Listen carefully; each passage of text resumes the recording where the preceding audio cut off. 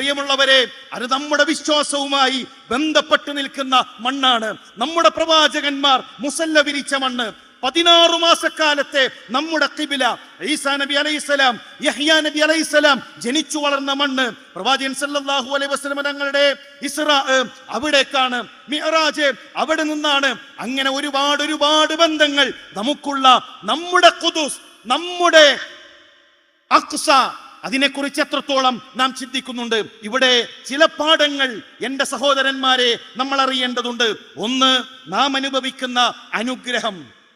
അല്ലാഹുവിന്റെ റസൂൽ സല്ലല്ലാഹു അലൈഹി വസല്ലം തങ്ങൾ പറഞ്ഞു, മൻ അസ്ബഹ മിൻകും ആമിനൻ ഫീ സിർബിഹി മുആഫൻ ഫീ ജസദിഹി ഇൻദഹു ഖൂതു യൗമിഹി.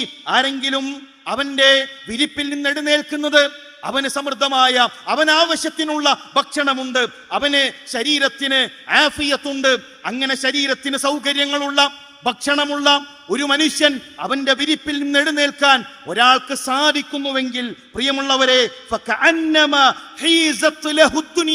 ദുനിയാവ് നേടിയിട്ടുണ്ട്. നമ്മൾ ദുനിയാവ് ലഭിച്ചവരാണ്.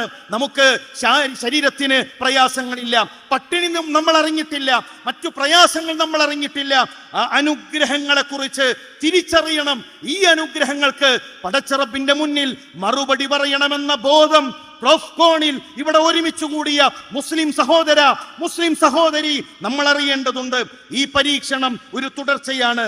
അഹസിബന്നാസു അയ്യുത്രഖു അയ്യഖൂലു ആമന്നാ, അയ്യഖൂലു ആമന്നാ. ഞങ്ങളിതാ മുഅ്മിനുകളാണെന്ന് പറയുന്നതോടുകൂടെ പരീക്ഷണങ്ങളില്ല എന്ന് നിങ്ങൾ കരുതുകയാണോ? വഹും ലാ യുഫ്തനൂൻ, പിന്നീട് പരീക്ഷണങ്ങളില്ല, പിന്നീട് പ്രയാസങ്ങളില്ല എന്ന് നിങ്ങൾ കരുതുന്നുണ്ടോ? പരീക്ഷണങ്ങൾ ഉണ്ടാകും പ്രിയമുള്ളവരെ.